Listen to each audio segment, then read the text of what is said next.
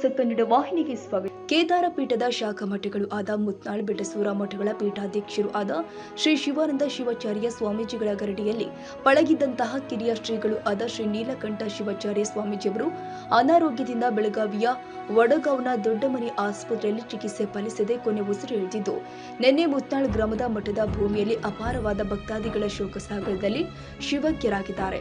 ಈ ಹಿಂದೆ ಇವರ ಅಪಾರವಾದ ಆಧ್ಯಾತ್ಮಿಕ ಜ್ಞಾನವನ್ನ ಮೆಚ್ಚಿ ಮಹಾರಾಷ್ಟ್ರದ ನಾಂದೇಡ್ ಮಠದ ಶ್ರೀಗಳಾಗಿ ಕಾರ್ಯನಿರ್ವಹಿಸಿದ್ರು. ಕಳೆದ 3 ವರ್ಷಗಳಿಂದ ಮುತ್ನಾಳ್ ಮಠದಲ್ಲಿ ಇದ್ದು ಸ್ಥಳೀಯ ಧಾರ್ಮಿಕ ಕಾರ್ಯಕ್ರಮದಲ್ಲಿ ಭಾಗವಹಿಸ್ತಾ ಇದ್ರು. ಶಿವ ನಾಮಸ್ಮರಣೆಯನ್ನ ತಬಲೆಗಳ ಮೂಲಕ ನುಡಿಸ್ತಾ ಇದ್ದ ಸಂಗೀತಗಳು ತುಂಬಾ ಹೆಸರುವಾಸಿಯಾಗಿದ್ರು.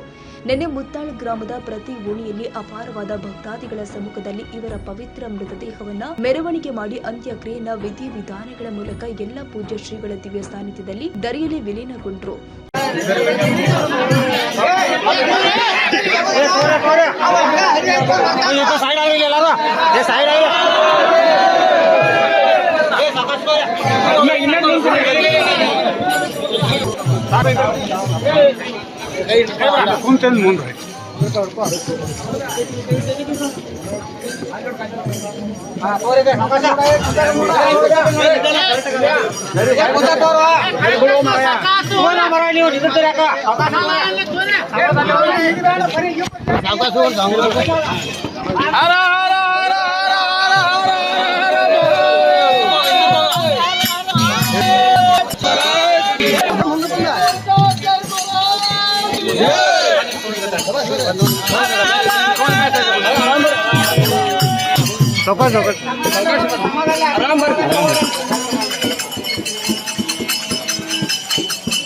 महादेव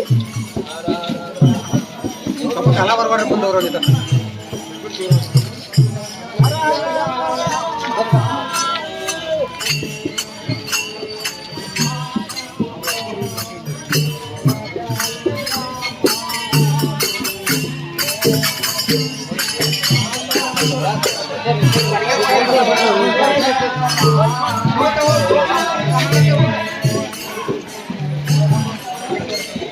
ಈ ಸಂದರ್ಭದಲ್ಲಿ ಶಿವಾನಂದ ಶಿವಾಚಾರ್ಯ ಸ್ವಾಮೀಜಿ ಸವದತ್ತಿ ಮತ್ತು ಹೂಲಿ ಹಾಗೂ ದೊಡ್ಡವಾಡ, ಹುಲಿಕಟ್ಟಿ, ಅರಳಿಕಟ್ಟಿ, ಜಾಲಿಕೊಪ್ಪ ಸ್ವಾಮೀಜಿಗಳು, ಶಾಸ್ತ್ರಿಗಳು ಉಪಸ್ಥಿತರಿದ್ದರು.